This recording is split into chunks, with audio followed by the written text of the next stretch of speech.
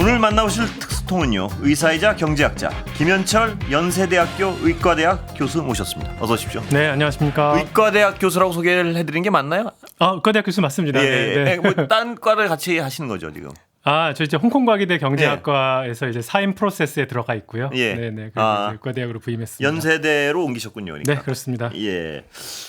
의사시고 경제학자시니까요. 근데 네. 지금 의정 갈등, 네. 뭐 해법을 어떻게 생각하세요? 좀 지금 현재 상황은 예. 해법이 없다. 예, 없죠. 정말 길이 보이지 않는다. 이런 좀 슬픈 상황이고요. 예. 대통령실에서도 이제 양보를 조금 하는 이제 그런 모습을 보였는데 그렇습니다. 아직도 이제 의료계에서는 이건 충분치 않다. 이러면서 강대강 대치가 계속되고 있는데 아이고 이게 결국은 처음에 제가 지지난달에 나와서 결국 정치권이 풀 수밖에 없는 문제라고 같이 의견 나눴었던 것 같은데요. 지금까지는 아직까지는 해결의 실마리가 보이지 않습니다. 대화 자체가 되지 않고 있으니까요. 그렇습니다. 내년도 의대 정원 문제를 원점 검토하자. 이 의견에 대해서 어떻게 보십니까, 교수님은? 저는 그건 조금 좀 지나친 부분이 좀 있다고 생각하고요. 그 내년도는 내년 이미 1,500명 정해졌고 그리고 이제 입학생 공지가 다 나간 부분이기 때문에 후년도부터 좀 하는 게 좋겠다고 생각이 들지만 그럼에도 불구하고 의지를 가지고서 또 1,500명을 1,000명 정도로 줄이는 거는 계속 500에서 1,000 늘리는 게 맞다고 생각했으니까 1,500명 여전히 과하다는 게 제 생각입니다. 그렇다면 1,500명 뽑으면 내년에 교육은 가능합니까? 그거 자체를 지금 불가능한 상황이라고 분석하는 교수님들이 많아가지고요. 얼마나 양질의 교육은 불가능하죠. 양질의 교육은 불가능하다. 어렵습니다. 네. 그럼 의료 교육의 질적 저하가 이뤄지는데도 그 교육을 그 1년이 그렇게 되나요? 네, 그 질적 저하가 얼마나 될 것인가. 그것은 또 우리 의사 선생님들이 얼마나 또 노력하느냐에 따라 달려 있고 또 얼마나 또 학생들이 의지를 가지고 공부하느냐에 따라 달려 있는데 지난 20년간 의학 교육의 질이 많이 좋아진 건 사실이거든요. 저 때보다. 그러니까 예를 들어 저 수준으로 제가 받았던 수준으로 떨어질 수 있을 것 같다는 생각도 듭니다. 이거 참 그렇습니다. 안타깝습니다. 만약 교수님 마음대로 이런 질문은 정말 좀 어려운 질문 같은데요. 교수님 마음대로 개혁을 추진하다. 지금 상황을 해결하라. 네. 모든 사람이 100% 찬성해 준다면 어떤 식으로 나아가실 것 같습니까? 지금? 저는 일단 실손보험 없애고 그래서 지금 이제 기초의료, 필수의료의 부족 현상이 단순히 의사 수가 부족해서가 아니라요. 정말 많은 분들이 의사 수도 근데 늘려야 된다는 입장이시죠. 네, 그럼요. 그런데 그래서 이제 왜곡된 의료 체계를 바꾸는 작업을 제일 먼저 앞으로 두고 그리고 그거 하면서 동시에 의사 수를 저는 예전부터 500에서 1,000 정도가 적당하다. 그걸 한 5년 10년 해보고 그때 돼서 다시 먼저 0명으로 다시 바꾸든지 아니면 계속 그 수준을 유지하든지 약간 선후 관계가 조금 바뀐 면이 좀 안타깝다. 우선순위가 잘못 설정됐군요. 보시기에 그러니까. 선후 관계가 잘못됐다고 생각합니다. 왜냐하면 그대로 1,500명을 계속 늘린다 하면 한 1,400명은 피부 미용하지 않을까라는 걱정이 있습니다. 그 어떤 필수 의료를 살리는 건 수가 체계일 것이고요. 그런데 이건 제가 몰라서 정말 여쭤보는 건데 피부과 이런 데는 예를 들어서 간호사분들이라니까 이런 분들한테 대폭 위험하지 않은 분은 대폭 시장을 열어서 그쪽은 더 어떤 경쟁이 심화되고 좀 가격이 내려가야 되는 거 아닌가요? 거꾸로? 네, 이것도 제가 여러 차례 말씀드린 바가 있는데요. 우리 국민들이 문신 정도의 위험은 의사가 아니더라도 문신사가 지금 하고 있잖아요. 저는 그 수준 정도에 되는 위험은 과감하게 시장을 열어야 된다고 생각하고 있습니다. 그게 제가 옛날부터 기자 생활 초기부터 문신 문제는 사회부에서 몇 번 다뤘던 적이 있습니다. 근데 그때도 의사분들은 문신조차도 절대 하면 안 된다고 주장을 많이 했었어요. 그때 제가 느꼈던 기분은 이분들은 조금의 기득권도 내려놓으려고 그러질 않는구나 하는 어떤 그런 생각은 좀 했었습니다. 모든 의사가 그렇다고 생각하지는 않습니다. 그거를 또 밥 벌어먹고 해서 사시는 분들은 또 위험을 또 느끼시기 때문에 또 그런 부분들 이해는 됩니다. 그런 부분에 시장은 좀 열고 그런 부분에 경쟁은 강화시키고 그래서 서로 어떤 가격 좀 떨어뜨리고 대신 필수 의료화하는 분들은 더 벌게 하고 대폭 길을 열어드리고 그분들에게는 그게 어떤 굵은 방향에 맞는 거죠? 그러니까. 당연히 그렇습니다. 오늘 주제로 좀 넘어가 보겠습니다. 좋습니다. 자, 최근에 이창용 한국은행 총재가요. 지역별 균형 선발제 제안했는데 어떻게 네네. 보십니까? 여기 논의에 참여하셨다고요? 네, 이 예. 보고서에 제가 이제 자문 역할을 했었고요. 예. 이 자리에서 제가 토론자로 참석했었습니다. 이제 이 지역별 균형 선발제 어떤 것인가 좀 말씀을 드리면요. 예. 지금 이미 서울대에서 지역 균형 선발이라는 것이 있습니다. 예. 그래서 이제 지방에 있는 학생들에게 일종의 어퍼머티브 액션, 그러니까 조금 더 수월하게 들어올 수 있도록 예. 길을 열어주고 예. 그 친구들을 좀 더 많이 받는 거죠. 예. 성적이 좀 더 낮더라도 예. 그런 것을 지금 한 20% 서울대는 한 20% 정도만 하고 예. 있고 모든 대학이 조금씩은 하고 있는데 예. 이거를 대폭 대폭이요? 늘려서 예. 대부분의 입시를 지역별로 균형적으로 선발해라. 인구 비율인가요? 인구 비율대로 가자라는 이야기입니다. 예. 뭐 이제 완벽하게 인구 비율대로 그대로 맞추라는 게 아니라 예. 그거를 반영해서 충분히 어려운 지역, 조금 더 서울대, 연대, 고대를 적게 들어오는 예. 지역에는 조금 더 많은 할당을 주자. 예. 이런 이제 일종의 어퍼머티브 액션입니다. 근데 지금도 이루어지고 있지만 그걸 대폭 더 강화해야 한다. 네. 이 말씀이시죠? 그런 겁니다. 그 이유는 뭐 짐작은 가지만 한번 설명해 주시면요. 네, 예. 그러니까 지금 우리의 아이들이, 우리의 중고등학생들이 이제 대학에 들어왔을 예. 때 도대체 어떤 것이 좋은 대학을 들어오게 만드는 요인인가? 예. 요인 분해를 먼저 해봤습니다. 예. 정말 이제 아이의 그 타고난 능력, 탤런트가 있을 예. 거고요. 거기에 이제 더해져서 거기에 이제 부모의 유전도 있을 거고요. 예. 거기에 더해져서 부모의 예를 들어서 사회경제학적 지위라든지 그 동네에 뭐 학원이 얼마나 그렇죠. 많은 사교육이 예. 어떤지 굉장히 중요하죠. 우리 현대 우리는 입시에서는. 그렇잖아요. 이게 요인 분해를 해보니까 예. 어떤 게 더 많을 것 같으세요? 타고난 능력, 그 다음에 부모의 투자 및 지역의 학원 뭐 이런 것들. 지역의 학원 쪽이겠죠, 당연히. 근데 그게 예. 전자가 25%, 예. 후자가 75%라는 그렇겠죠. 거예요. 예. 그러니까 이게 사실은 능력주의에 생각한다면 그 능력대로 그대로 가면은 그 능력은 정말 25%밖에 발현이 예. 안 되고 예. 나머지로 모든 게 너무 많이 설명이 되니까 오히려 공정하지 않다 이 말씀이시죠? 그런 그러니까? 개념입니다. 예. 그래서 이걸 좀 개선하는 게 필요하지 않나? 예. 전 지당한 정책이라고 생각합니다. 저도 전적으로 동의합니다. 예. 반대하시는 분들도 많습니다. 그렇습니까? 그런데. 저도 네네. 전적으로 동의하는데 그러니까 지금 어떤 성적대로 해서 많은 학생들이 특히 서울의 그 좋은 환경에서 공부하는 학생들은 아니 성적대로 해야지. 네. 그게 공정하고 정의로운 것이지. 네. 그럼 자기보다 성적 떨어진 학생은 붙고 네. 자기는 성적이 높은데 떨어져 이건 말도 안 돼 이런 얘기를 할 겁니다. 네네. 아마. 네. 그러나 따지고 보면 그 학생이 거기 있고 부모의 경제력이 그 정도 되기 때문에 들어가는 것이 꼭 능력이 있어서는 아니라 이 말씀이시죠. 그러니까. 네, 물론이고요. 예. 그리고 실제로 이제 서울대에서요. 예.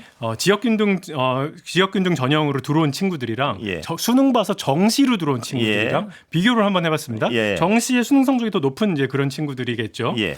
그런데 정시로 들어온 친구들이 지금 서울대에서 제일 공부를 못합니다. 그렇습니까? 통계가 나와 있군요. 통계가 나와 있습니다. 이번 예. 보고서에도 등장하고요. 예. 제가 요것 때문에 서울대 분들도 만나고 연대 입학처장님도 만나서 분석을 해보니까 예. 모든 대학의 소원은요. 예. 수시를 늘리는 거예요. 예. 왜냐하면 예. 수능으로 이렇게 점수로 들어온 친구들이 대학에 와서 제대로 적응도 잘 못하고 공부도 열심히 하지 않고 예. 물론 거기를 넘어서 사회에 진짜 기여할 만한 인재들은 예. 다 수시 같은 느낌으로 아, 잘한다는 거예요. 예. 그래서 이 친구들을 뽑고 싶은데 불행히도 한 5년 전에 우리 이제 그 수시 전형으로 예. 조금 이제 조국 사태라고 하죠. 예. 이것으로 이제 우리 국민들이 약간 공정성의 덫에 걸린 듯한 느낌이 좀 있습니다. 예. 그러니까 수능만이 진짜 그러니까 딱 점수로 딱 일렬을 중세우는 예. 것이 이게 가장 공정한 것이다라는 예. 이런 사실 잘못된 믿음이거든요. 예. 그렇죠. 네, 예. 왜냐하면 수능으로 하나 네. 아니면은 그 정시로 하나, 예를 수능으로 하나 아니면은 수시 전형으로 예. 다방면으로 이제 조사를 해서 보나 부모의 경제력이 미치는 영향이 똑같아요. 예. 다르지 않습니다. 예. 그런데 마치 오른쪽은 아니고 전자는 아니고 후자는 마치 공정한 것처럼 예. 보이는 것은 사실 착각이시죠. 예. 그렇다면 수시의 어떤 선발 방법은 대학이 자율적으로 해야 되나요? 어떻게 보십니까? 저는 그렇다고 대학의 자율성에 많이 예. 맡겨야 된다고요. 맡겨야 된다고 생각하고요. 예. 대학마다 또 스피릿이 좀 다르니까 예. 뭐 다양한 인재들을 다양하게 뽑을 수 있어야 된다고 생각하고요. 이번에 한은에서 제안한 지역 균형 선발제로 이제 정시의 아이들을 대폭 줄이고 예. 이 친구들을 많이 늘렸을 때 저는 이제 이 친구들을 어떻게 뽑을 것이냐? 그렇죠. 수시 형태로 뽑아야 수시 되겠습니다. 형태로 지역을. 네. 예. 근데 우리나라 그 말씀은 저도 아까 말씀드렸지만 100% 공감하는데요. 네. 왜 아까 우리는 어떤 교육밖에 계층 사다리를 타고 올라갈 수 있는 유일한 방법이 거의 교육이라는 어떤 이상한 확신이 있지 않습니까? 예. 근데 그건 맞는 확신이긴 합니다. 그렇죠. 그런데 그런 상황에서 그런 상황에서 수시의 어떤 객관성, 네. 수시의 어떤 공평성, 네. 혹시라도 아직도 우리가 가지는 불안감은 자기들끼리 이렇게 해가지고 뽑는 거 아니야? 뭐 이런 어떤 의구심, 불안감 이런 것 때문에 잘 안 되는 것 같아요. 네, 그런 게 있죠. 예. 당연히 그런 게 있고요. 예. 뭔가 부모들끼리 네트워크가 많이 형성됐고 예. 아마 수시로 한다면 그런 부분들이 충분히 계속 당연히 남아 있을 겁니다. 예. 그런데 그렇다고 해서 그러면은 수능으로만 본다면 거기에서는 부모의 경제력에 부모의 사회경제학 어차피 그런 영향력은 똑같단 말씀. 똑같이 작용한다는 거예요. 예. 그래서 수능이 결코 부유층이 뭔가 뭐 더 힘쓰기 어려운 구조냐? 그게 절대 아니라는 거죠. 네. 예. 좋은 학원 보낼 수 있고 좋은 동네에 살면서 좋은 학원 보내는 고위층들이 오히려 수능에서 더 잘할 수도 있다는 수능이 거죠. 더 편하겠네요. 오히려 어떻게 보면. 뭐 그럴 또 비슷하더라. 이게 통계 수치입니다. 그럼 지방의 지역 균형으로 뽑는다면 그 경제력 뭐 이것도 고려 대상인가요? 지역도 맞고. 그래서 사실은 이제 여기에 지역균형 선발제를 얘기할 때 저는 아니 꼭 지역으로 할 필요만 있냐? 그 경제력으로도 하는 것도 필요하지 않겠냐라고 이제 생각을 했고요. 근데 경제력이라는 것이 조금 어려운 게요. 부모의 그 경제력이 시간에 따라 좀 바뀝니다. 그리고 또 노출이 잘 안 될 수도 있고요. 객관적인. 우리나라는 그나마 굉장히 잘 측정이 부모의 소득이 측정되지만 아니면 고3 때는 부자였다 고2 때는 부모 뭐 이런 것도 있을 수 있잖아요. 여기 지역균형 선발제는 이제 지역에 적어도 뭐 10년 이상 사신 분 뭐 이런 식으로 해서 해놨기 때문에 저는 그거 두 개를 좀 잘 섞는 방법도 좋겠다라고 생각하고 있습니다. 그렇다면 선발은 학교의 자율에 맡기되 그 비율은 국가가 정하자 이런 말씀이신가요? 그러니까 비율이라 하면 수시의 비율, 지역의 비율, 지역의 비율이요. 인구 비례로 이렇게 해야 된다 이렇게 정하자는 말씀이신가요, 그럼?